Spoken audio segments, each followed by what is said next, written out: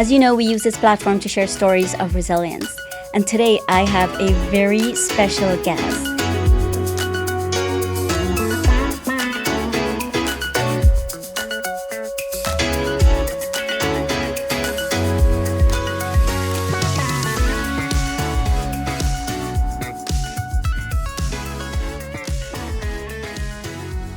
Hey, it's Sally Allen, your host again for the Sally Allen podcast. I am so glad you're here because today I have an extra special guest. Her name is Siobhan Lane, and she is the CEO for gaming at Light and Wonder. She's also a mama of 3, and she just told me her kids' names, so I'm going to look at what she told me. Connor, Emma, and McKenna.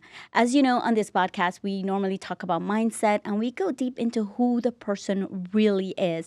And I am really excited to explore who she is today because I've known you for, almost 12 years. A long time, yeah. A long time. And I never dug into we never got a chance to dig into who you really are. Yes. So I'm really excited. This is all new to me also. So together, we're going to find out who Siobhan Lane is. Welcome, Siobhan, to the Sally Allen podcast. And congratulations on all of your success and the pivot.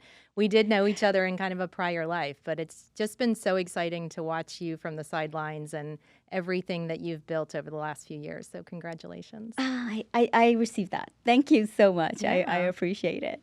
So I told you right before we start, I said I was doing a little stalking. Yes. And I want to just jump into this because this topic really excite me. You were talking on one of the podcasts about activating the superpowers in your team. Yes.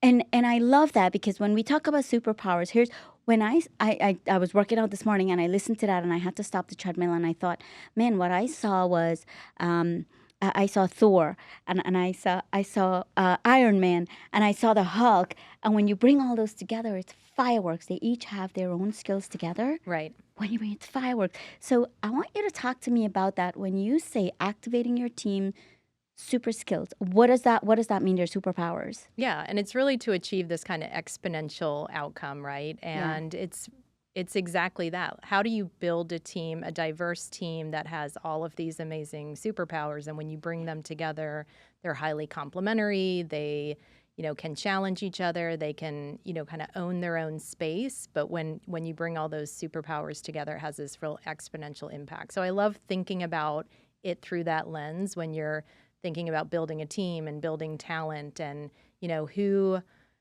are the people that are going to drive your organization forward and what is this space and what is the kind of unique capability and skill set that they bring to the team.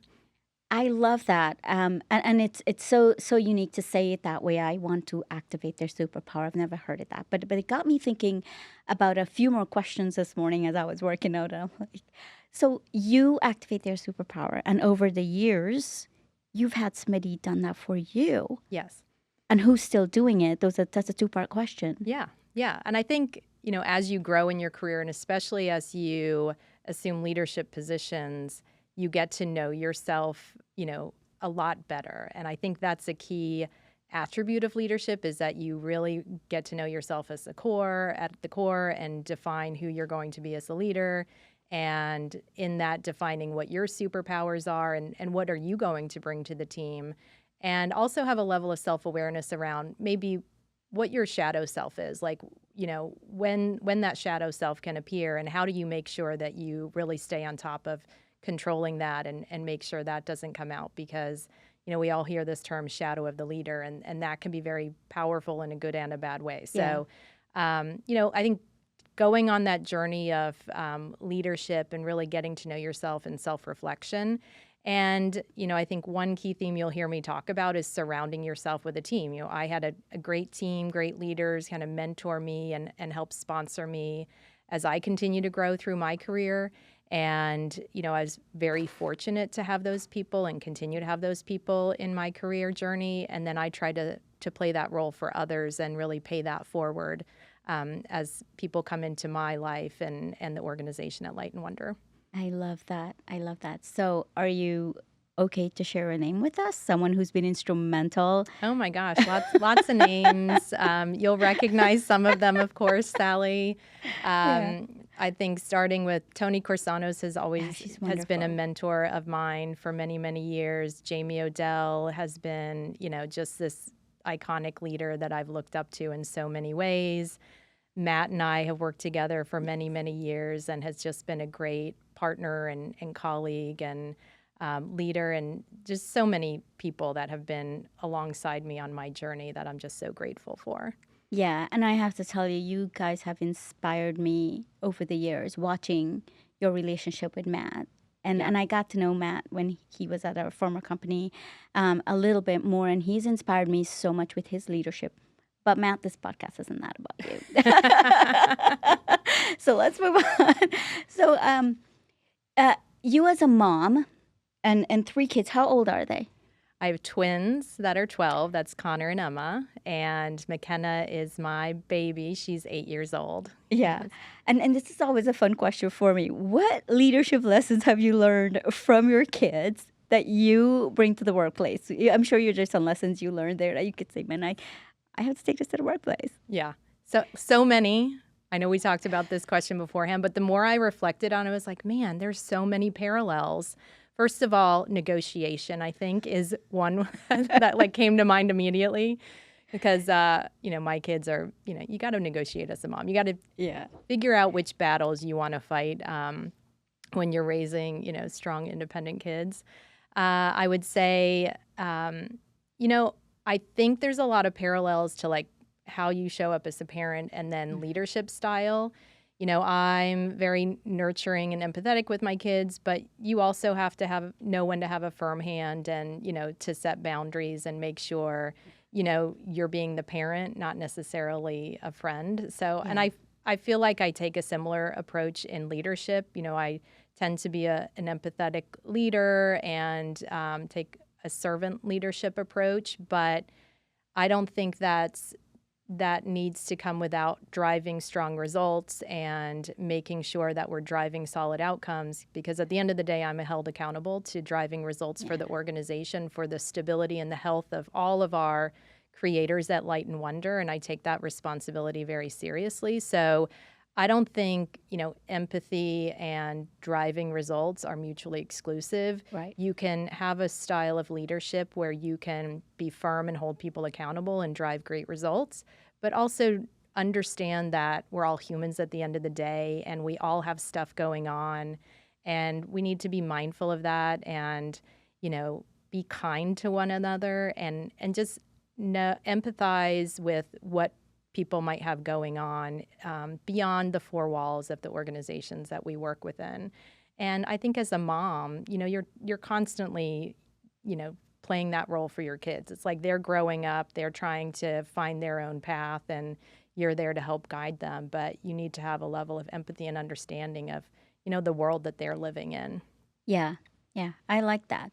But do you think, I know some parents, because they work so hard and sometimes there isn't work-life balance, there's a guilt.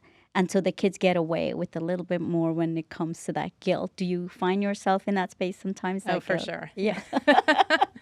First of all, I definitely can relate on the guilt side. It's something that I wrestle with all the time. And I have to travel a lot for my job. So if I'm on the road, I'll come home and I'll be a lot more lenient and whatever, Right. just time with the kids is what I want. So I can definitely relate to that. And the guilt is real.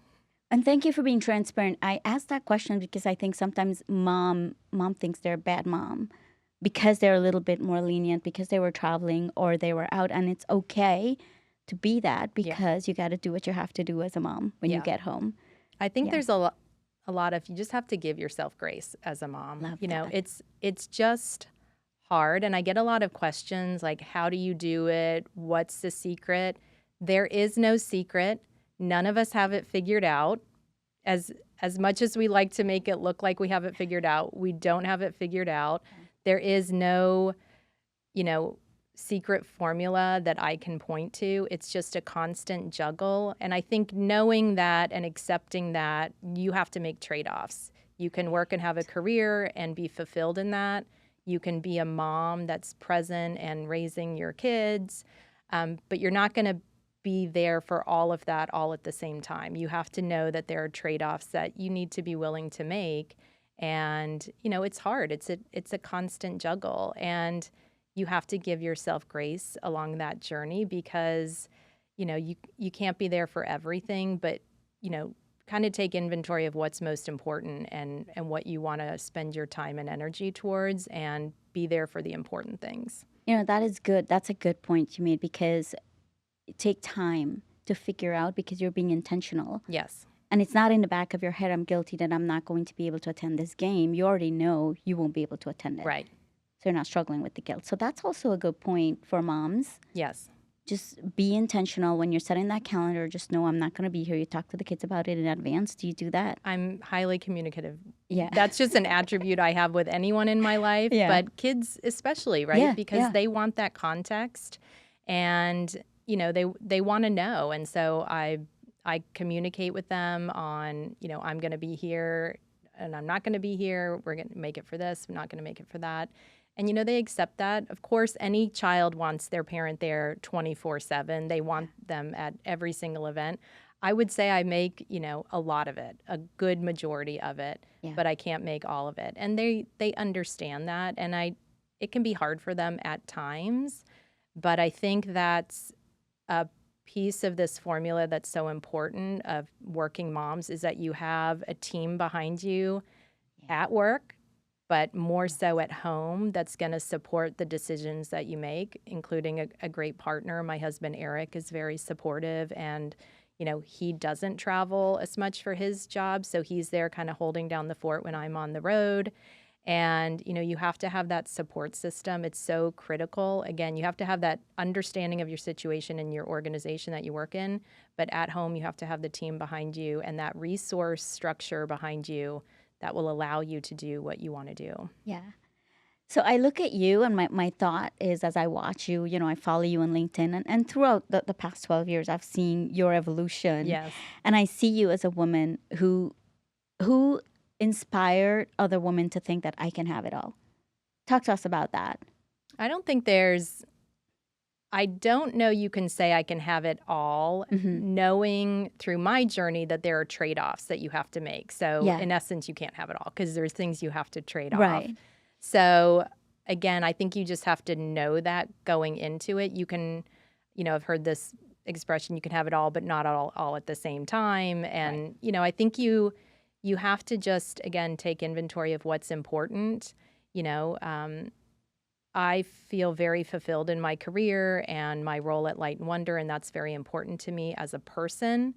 But my kids are, so important to me. If they needed me tomorrow, I'd drop everything and be there for them. So as long as I can make it work and everyone's happy and everyone feels fulfilled and that I'm, there supporting them, I'll keep doing it. Yeah. I love that. Thanks for clarifying that. Yes. Because I see you as Superwoman. Oh, thank you. Well, I think that can be dangerous, right? Women are like, I think representation is important. Strong role models are important. But I don't want to fool anyone to think it's not hard. It's really hard, especially some days. It might look easy. And I think just being real about it and being like, that might look like I have it all together, but I have hard days too, and it's tough to juggle. And, I have sad days when I can't be with my kids or, when I'm choosing to be at home, I feel like I'm not giving my all at work, right? It's just a constant juggle. But again, I think giving yourself that grace and, just supporting yourself in those decisions and priorities is really important. But I don't want any mom out there to think like it's easy. Like the struggle is real. The struggle is real. Absolutely. The struggle is real. So when it comes to your values, the company values, and the values you are instilling within your kids, how do you meld those together? Yeah, I think, well, as a leader, your values. I went rogue. I'm sorry. No, that's okay. That's okay. As a parent, your values take center stage. As a leader, your values take center stage. And, I've always had a strong work ethic. That's been, something that has always been with me. I've always been very resilient and resourceful. I teach my kids the same. I hope to show up that way at work and, kind of exude that in my leadership style. Empathy, we've talked about, the importance of kind of treating people with kindness and consideration. But again, having that work ethic and knowing, we have to drive results at Light and Wonder. Integrity is like just part of my brand, and I think that's really important as a leader. And, instilling that in our kids too is so important. And being a good person, at the end of the day, that's so like something we just try to instill in our kids, just there's a level of entitlement that, kids can be raised with. And that just, I just don't like that at all. Like we're all here to give back and to give to others and support others. So how can, I just want to raise good human beings at the end of the day. And that means I need to show up that way, whether I'm at home or as a leader at Light and Wonder. Yeah, and that's good humans going through my head, but I'm hearing as you're talking and sharing your values that are coming out, being a good human, integrity, empathy. Is there, and I know you don't want to compromise on anything, but is there one you would just hold strong to and you say, I will not compromise on this value? Integrity. Yeah. Okay. That was running through my head. Yeah. Because, sometimes you have bad days, so you might not always be that human being you want to show up as. Yeah, exactly. Yeah. Yeah. Integrity for me. Yeah. And your team, you hold them to the same standards. Yes. I think you have to. I mean, it's kind of one that's hard to compromise on, integrity. It's fairly black and white. So that's I believe having integrity is a foundation, is crucial to building high performance team. Yes. Because people are open and honest. Yes. Right? And they're sharing what they're feeling, how they're feeling, and that's the only way that you can progress. Right. Yeah. Exactly. Yeah. Absolutely. Love that. What's the thing that as you progress through your career, what was the most difficult thing that you've experienced? I think going through those learning curves at different chapters, not that I'm done, but when I reflect upon, the last 20 years, I think you need to know when to shift gears. And for a woman, it was probably that time when my husband and I started a family. So I've always had a strong work ethic. I've always been very dedicated to work, but I didn't quite think about, maybe I need to shift gears here because I'm pregnant with two human beings and like trying to figure that out. Yeah. And I just kept going at the same speed, and that obviously isn't sustainable. So just taking a step back, and as you kind of go through these different chapters of your life and also different chapters of your career, how do you kind of reset along the way? And that's one thing I've figured out. I was really terrible at kind of setting and reinforcing boundaries at a certain point. And that's something I had to learn. Like, how do you learn to build muscle around these tools that are going to help you kind of juggle all of these different priorities? I think boundaries is something women generally are not great at, and because, we're trying to do it all and be there for the many people in our lives. And that was a tough lesson to learn, because ultimately it took a toll on my well-being. Yeah. And, creating time and space for self-care amongst everything else you're trying to juggle and making that a priority, I think is really important. Setting your boundaries, knowing when to reinforce those boundaries is really important. It's an enabler of being able to work and have a successful career, and also, being a mother and raising and being with your kids. So I would say that was probably kind of a difficult time, and just going through that learning process of what do I need to do differently. Yeah. And I would say as time goes on, kids go through different stages. You're going through different stages of your career. I check in with myself more often, and check in with, my husband or my kids to say, like, what do we need to think about pivoting here, because this has changed or that has changed, what's not working, what is working. And so just having that check-in along the way, so you don't kind of fall behind the curve, if you will. And ultimately, it takes a toll on your well-being. Yeah. That's perfect with the next question I wanted to ask you. What practices do you put in place to check in with you? What does that look like for anybody listening to this? You're like, man, you got to check in every once in a while on how you are doing, and it looks different for everyone. So what does that look like for you? On a daily basis, I like to take a walk in the morning, and I intentionally don't listen to podcasts Oh. or music because it kind of creates a bit of white space for me just to have that think time. And I come back from my walks, full of ideas or things I need to focus on. And so that's a really nice way to start my day and kind of grounds me and gives me that time to think. Any working mom will know once your day gets started, it doesn't become your day anymore. And I feel that at Light and Wonder. I've got, things coming at me from all angles. I feel that with my kids. You might get a call from the school nurse, Right. somebody's sick. So just having that time in the morning to myself to really carve out that think time is really valuable to me. And then I know what to focus on for the rest of the day. So that's your morning routine. You get up and you walk, Yes, and that's your time. that's my How time. much time do you take for yourself? Because I do 3 hours from 6 to 9. I have that time, right? I Yeah. work from home. I run my own business. So I do 3 hours between my workouts and everything. But that's intense. But for somebody like you who don't have a lot of time, you have children, how much time do you take for yourself? For someone listening to this, what would you advise them? Start small? If they're, Start small. Yeah. I think, we've all tried to set goals and with the best intentions, and then, we fail at following through on those. I think because we try to go too big, right? Yeah. So start small. Think about your routine and, what time of the day, some of us are night owls, some of us are morning people. Like what time of the day can you get that me time where you're most, not necessarily most productive, but it works for you and your schedule so that you can make it repeatable, and start small. I get maybe an hour a day, but that's okay. I make the most of that time. And that's okay. I've kind of resigned to the fact I don't have a lot of hobbies, because I don't have a lot of discretionary time. But if I can get that time to myself in the morning, if I can get my cup of coffee, that's a must have. I'm a happy person. So it doesn't have to be about quantity. I think it's about quality and you really trying to just get into that routine, and gifting that to yourself. I love you touched on something there that's very crucial because you said figure out if you're a morning person or if you're an evening person. Yeah. Because I think there's a stigma around shaming people, like if you don't get up at 5, you'll never be successful. Yeah. And I don't.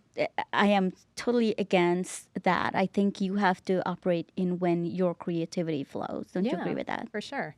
Yeah. In fact, like years and years ago, I think I took the course like 7 Habits of Highly Effective People. Yeah, I did too. And they say like there's 2 hours a day that you're like at your peak productivity. Like for me, that's the morning. After I kind of go through this, I can get so much work done in those 2 hours if I just am mindful to block that time and I get it done.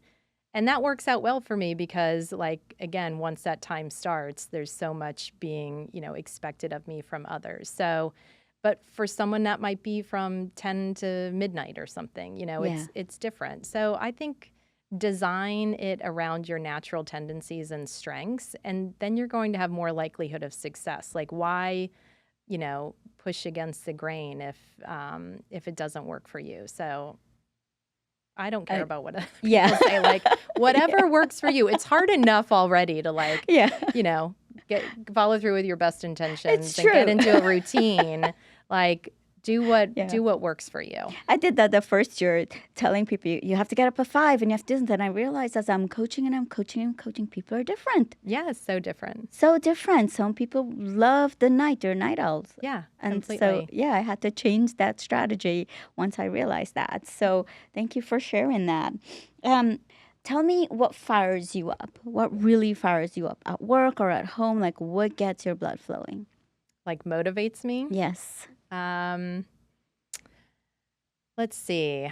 What motivates me? I think making things better.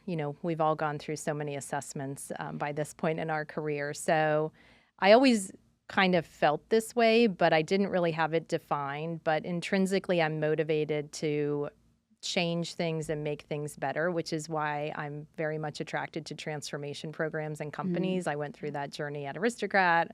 I'm going through that journey now at Light and Wonder. So that, because I want to make a positive impact. So I'm very motivated about how do I make things better? How do I improve things? How do I, change things for the good. So like that's one really big motivator for me. And, as a leader, that's exciting that you can Yeah. drive a change plan and, you get to see the tangible results of all your efforts. And it's really exciting. And I loved that experience at Aristocrat.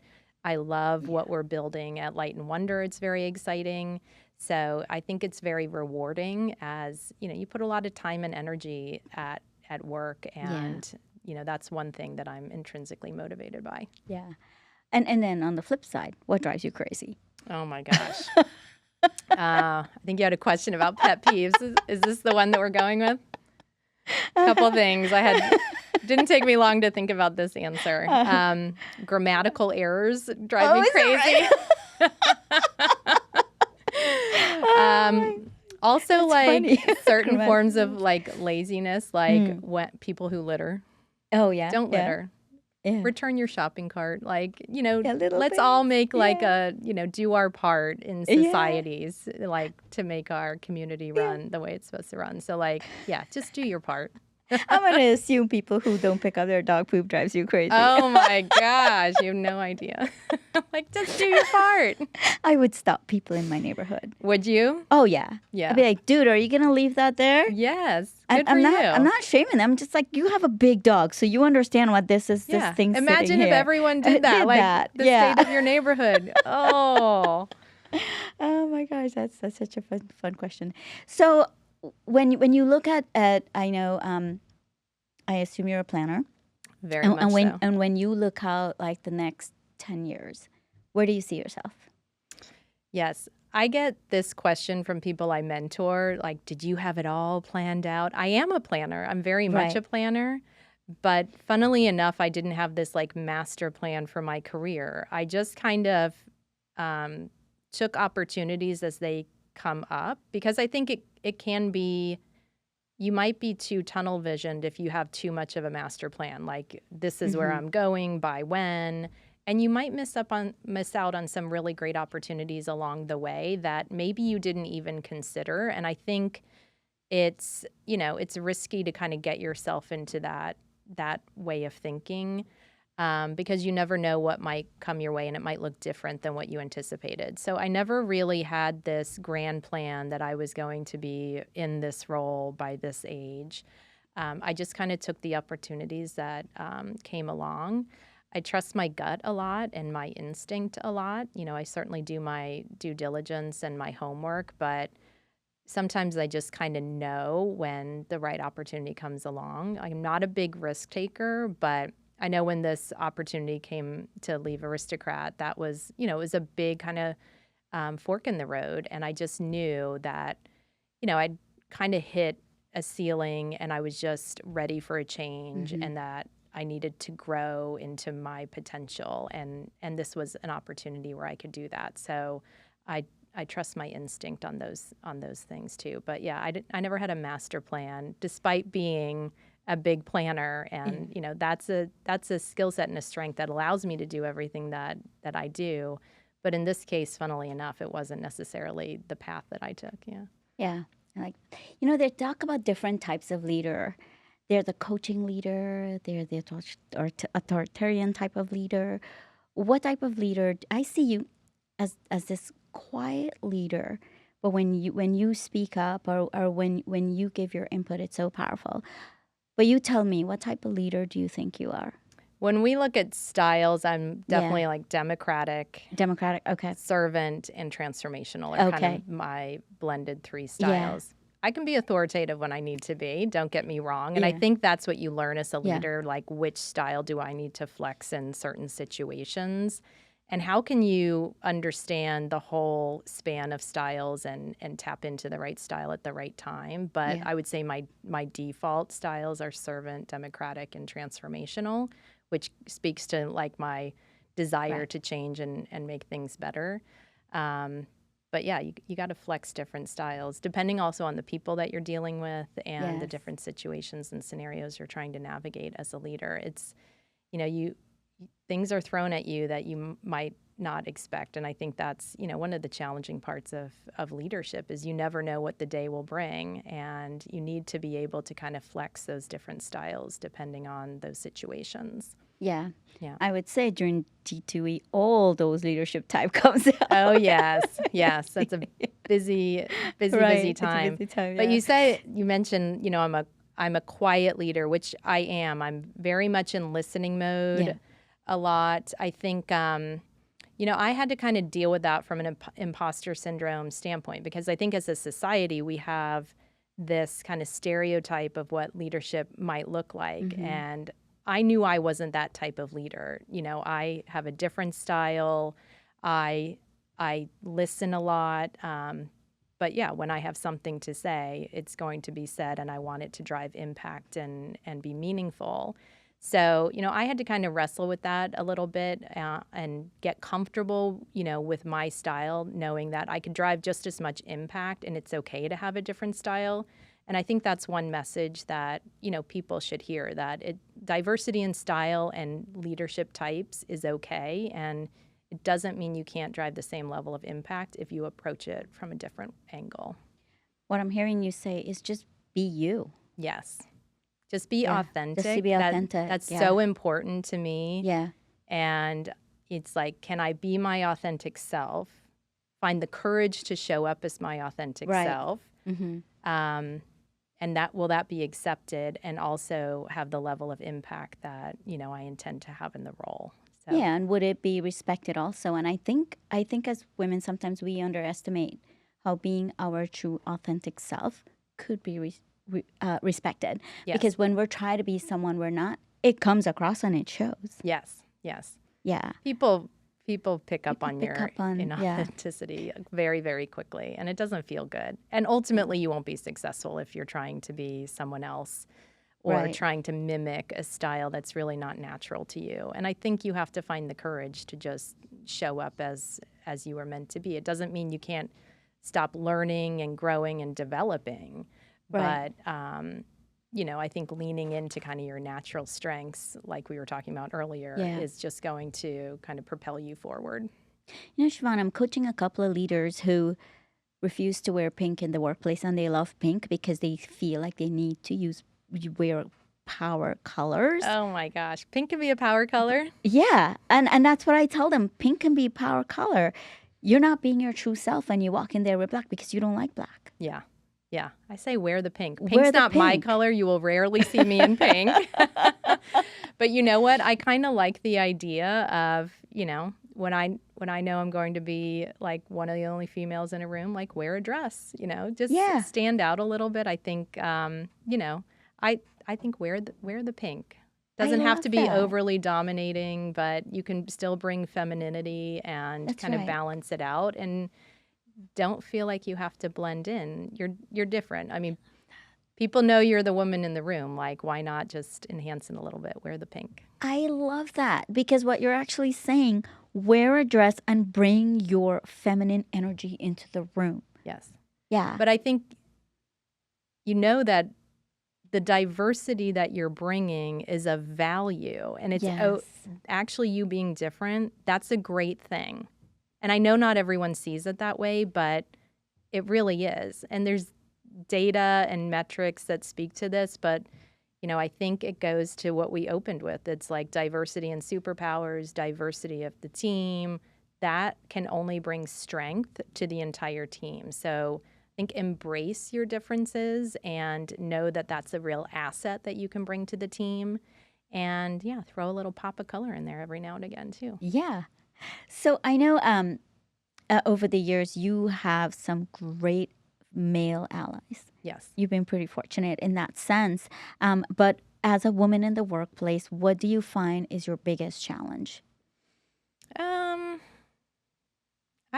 I'm not sure I view them as challenges. Like, I'm pretty resilient, so I'll figure out a way to overcome it. I have had lots of great sponsors and allies through my journey. I think, I guess one challenge is, sometimes it can be exhausting operating, in a male-dominated environment constantly. it's hard sometimes to find that female connection that is a little bit of a sigh of relief when you have to always kind of be operating in a certain environment. So I would say it's not necessarily a challenge. It can just be tiring sometimes, to always have to kind of consider that element. And I would say to our male allies, like, don't underestimate that. Like when you Right. see the only female in the room or the only, minority in the room, like don't underestimate the experience that they're having in that moment and how you can step in and actively support them. And I think that's actively supporting, that's the definition of an ally. It's not like standing in the background and passively supporting. It's how do you kind of activate that allyship and empathize with the person that is having that experience and just really be that ally alongside them. So I think it's an important message to send that, allies can't often relate necessarily, but you can have a level of awareness and understanding that even though I can't directly relate, how can I support this person otherwise? Yeah, give us an example of some of the support you've gotten over the years. And for our male allies who are listening to this, like how can they actively support? Give us an example of that. Yeah, I think being given opportunities, being pulled into rooms so I had a seat at the table, just them taking a chance on me or throwing me a stretch project. And, that they're taking a chance, right? Because am I going to rise to the occasion or not? Yeah. But I think doing those, taking action is the most important thing. So bring somebody into a meeting, make sure you create space for them to speak if they're sitting around the table. I think that's one thing, especially being a quieter, more introverted person, like Yeah. actively creating space for someone in a meeting. Especially if they're in the minority, they will already feel like they don't have the space to talk. They likely won't create it for themselves. So, Good point. actively calling someone out Yeah. saying, so-and-so, what do you think about that? Or, do you have any questions? So, I often do that as a leader, and I think anyone can play that role. I think, yes, we're talking to male allies, but anyone can be an ally and play that role for someone in the room. Yeah. When you hear the term women empowering women, because I'm hearing you say anyone can play that role in the room, what does that mean to you when you hear women empowering women, especially in the workplace? Yes. It drives me nuts that women, unfortunately, can have this reputation of tearing each other down. I just despise that. Like, Yeah. it's hard enough already. We need to be lifting each other up at every moment we can and not bringing each other down. There's space for everyone to rise, and it just really bugs me that women can get this negative reputation of not supporting each other. And I think maybe that's because in the past it didn't feel like there was enough space for everyone, but I feel like we're overcoming that. And the more that we can help each other and support each other and cheer each other on, let's do more of that. Like that feels a lot better than tearing each other down. And in my work with global gaming women, I think that that comes through a lot. Like how do we, help women develop and get the skills and training that they need to have the courage to maybe put their hand up for the next opportunity. It doesn't mean you have to become a C-suite executive. Right. It just is like, how do you gain confidence and courage in yourself by building the skills and the professional development that you need to pursue whatever your aspiration might be. And that could be anything, right? But like, how do we just help each other and be an ally to each other? As much as our male allies have a role, we equally have a role. Let's support Absolutely. each other. Yeah. I like that because from my experience, I am who I am today because of the women Yeah. that was in the workplace that came alongside me. And Sheila Bangalore was one of those Oh, love ladies, Sheila. right? Yes. Sheila came across me. And it was simple. If for anyone listening to this, like, you got to take that step Yeah. and step out and reach out to those leaders and say, would you mentor me? Can I sit with you? Yes. Yes. Yeah, That, because I give that advice. Like you have to vocalize you what you have to need, what you vocalize. want. You have to be an active participant. Yeah. And more times than not, leaders are going to say yes, of course. If they say no, it's likely because maybe they can't commit the time Right. to that relationship. But I don't think I've ever said, no, I can't mentor you. Yeah. We have to Yeah. make sure it's a good match. But I Yeah. think vocalizing, taking your own personal inventory to say what matters to me, what do I need, what steps do I want to take, and then reaching out and just creating those Right. connections. And I think advice for women, it's like build your network, reach out, Mm. create those connections, and that's how you're going to just find those mentors, find those sponsors, and just get those conversations started. But you have to take, an active role in That's that. right. And that's right. And that's what I realized. I'm sitting there having all this skills and knowledge, and I talked to Sheila, and she's like, "What? I got to introduce you to this person and this person and this person." That's Sheila's superpower. Yeah. She is such a connector, and Yeah. she not only connects, but she creates moments to connect. Yes. And I said to Sheila, that's your superpower. Like, you Yeah. should just lean into that because Yeah. you're so good at it, and you have this like great network of amazing people, and Yeah. that's her superpower. So one of the things I've been realizing this as I started my business. One of the things I realized going through it is that who got you here will not get you there. Right. The book What Got You Here Will Not Get You There. But I also realize sometimes people are tapped out and it's okay. Yeah. Right. And you have to be okay with them being tapped out and know that you got to close that door and go move on Yeah. to another. And I don't think that's one thing that people has harnessed. You keep tapping the same shoulder, Yeah. tapping the same shoulder.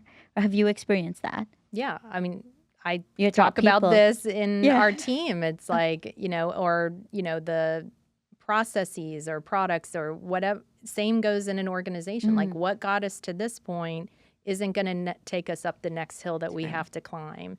And the same thing you should think about in your own personal network, because hopefully you're growing and developing along that journey, and you're going to need something different as you kind of climb that next hill. So it doesn't mean you continue to thank and have gratitude for those people and stay connected with them. But yeah, I think you need to continually build your skill sets and your capability along the way, and different people might be able to help you with that. So yeah, I think it's something you need to be scanning for and aware of along your journey.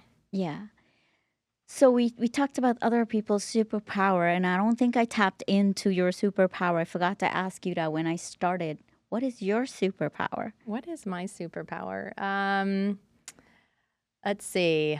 I think my work ethic is definitely my superpower. I think building great teams is something that I pride myself on. Like, I just love the talent side of leadership and surrounding myself with a great team and great people. And that's in my professional environment as well as my personal environment. It's an enabler of me being able to be successful on both fronts. And I laugh when I think of leaders who think of like surrounding themselves with great people as a threat. It's the inverse for That's me. right. Like, you have to surround yourself with great people.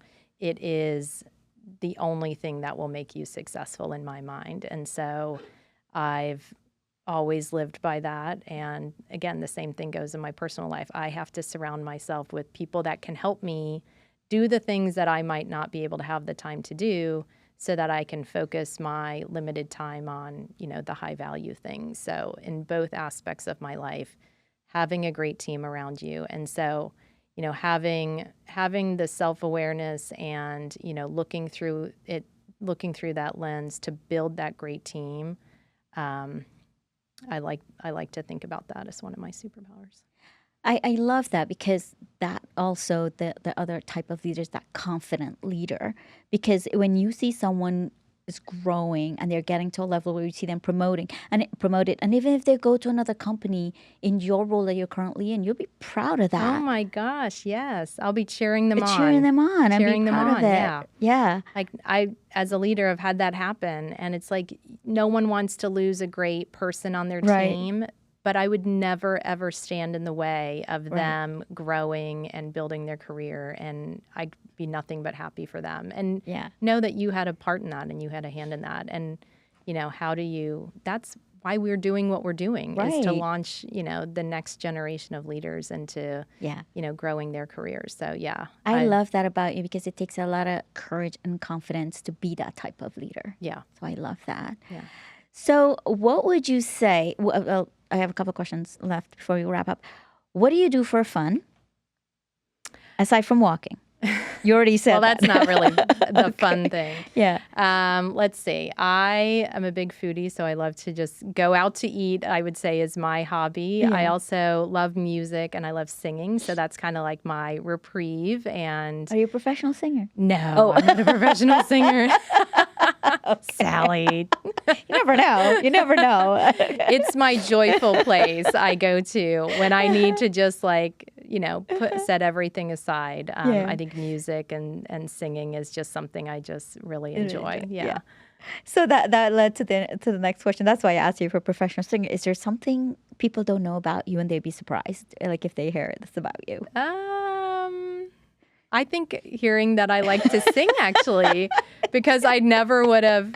I was terrified to sing in public until probably I was, up until a few years ago. You would never have heard me sing in public, but I've done that. Do you do karaoke?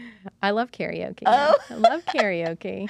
Oliver, you were talking about Oliver Yeah. earlier. He's a great guitarist. So Oliver is and I that right? have Cool. jammed out a few times, and he's just very talented. So yeah, I would guarantee you this will be a new thing a lot of people will be hearing about you. yeah, they're probably surprised. Like, yeah, you sing? Yeah. Yeah. Now, is there anything that you wanted to talk about that I haven't asked you? I don't think so. It's been a think really we covered- wonderful conversation, and thanks Yeah. again for having me. Yeah, no, I really enjoy having you and just seeing the side of you that I didn't know and I'm learning about. Yeah. So that this was awesome. Thank you so much for being transparent and vulnerable too. I appreciate that. Of course. So, do you have any closing comments for our audience? No, I think You covered it all. I think we covered it all. We All right. got into some really interesting questions. I just thank you again and congratulations on all your success, Sally. Thank you. I'm having so much fun. Aw. All right. Well, thanks again. And with that, it's a wrap.